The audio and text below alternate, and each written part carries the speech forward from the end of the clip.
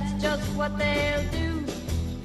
One of these days these boots are gonna walk all over you. Elle a mis de bonnes chaussures pour traverser tout Lyon. Il y avait des belles choses à voir. Le musée des Confluences propose à vos pieds. À vos pieds, on ne s'intéresse pas au pied lui-même, mais ce qu'on peut mettre sur le pied. C'est ça, les chaussures. Vous avez commencé à faire des jeux de mots, William. Méfiez-vous, ça veut dire que c'est une porte ouverte. Je vais pouvoir en faire. Vous avez raison. Ça me botte. Vous savez que... Non, oh là là, d'accord. Pardon, excusez-moi. Alors ça y est, maintenant c'est réglé. On peut passer directement à l'expo. L'exposition, oui, elle s'appelle À vos pieds. Ça concerne les chaussures du 16e au 21e siècle. L'exposition va montrer l'histoire de la chaussure. L'histoire de la chaussure, d'où les chaussures viennent, de quel continent, de quel pays, quelle est leur histoire, mais aussi quelle est votre histoire personnelle avec vos chaussures.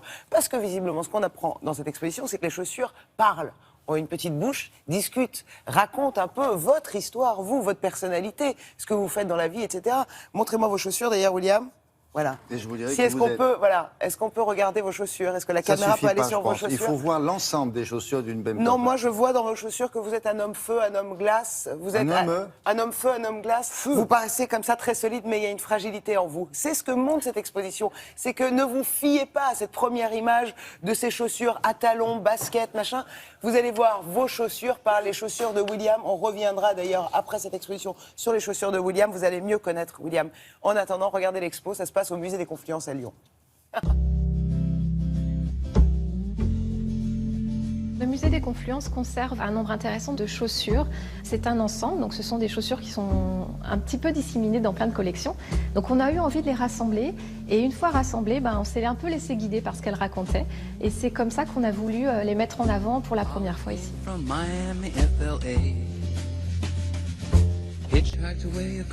Dès l'entrée de l'exposition, vous allez pouvoir découvrir une paire de chaussures assez impressionnantes. Ce sont des Geta japonaises, donc des chaussures à plateforme massives, très lourdes, qui étaient portées par les courtisanes au Japon. Le visiteur va être amené à s'asseoir sur un siège qui a été créé pour l'occasion. Le pied que je suis est celui d'une paysanne ambitieuse. Cela va déclencher un récit qui a été commandé à un auteur qui s'est imaginé quelle personne aurait pu entrer ses pieds dans la paire de chaussures. Alors ici, on a un petit lotus chinois. Le pied rentrait un petit peu de force, à savoir qu'il était cassé pour obtenir cette petitesse avec les orteils qui étaient repliés sous la voûte plantaire de manière à faire une petite pointe qui allait s'insérer dans ce magnifique petit soulier. Cette pratique, elle va amener la jeune fille plus tard à faire un beau mariage tout simplement et à évoluer dans la société avec un statut particulier. Le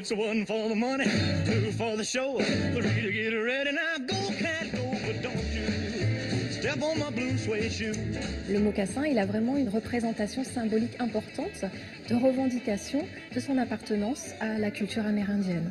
Et chaque région, finalement, a développé, chaque nation aussi amérindienne a développé un style particulier.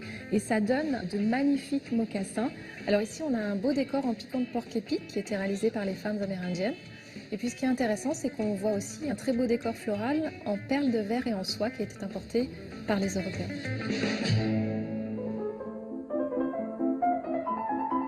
Au cours du XXe siècle, on va commencer à vouloir chausser correctement l'enfant, à faire en sorte que ses pieds prennent une forme correcte au sein de la chaussure, des chaussures qui sont du coup très rigides et qui vont guider le pied de l'enfant sur son chemin à faire dans la société.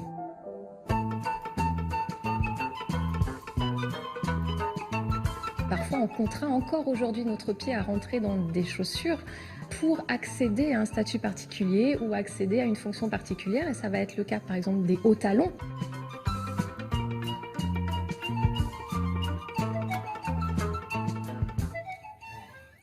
Et oui.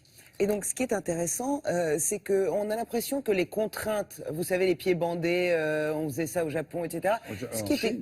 En Chine, c'était vraiment d'époque. On va dire que c'est passé. Maintenant, on est dans le monde moderne. C'est fini tout ça. On met des baskets, on est bien.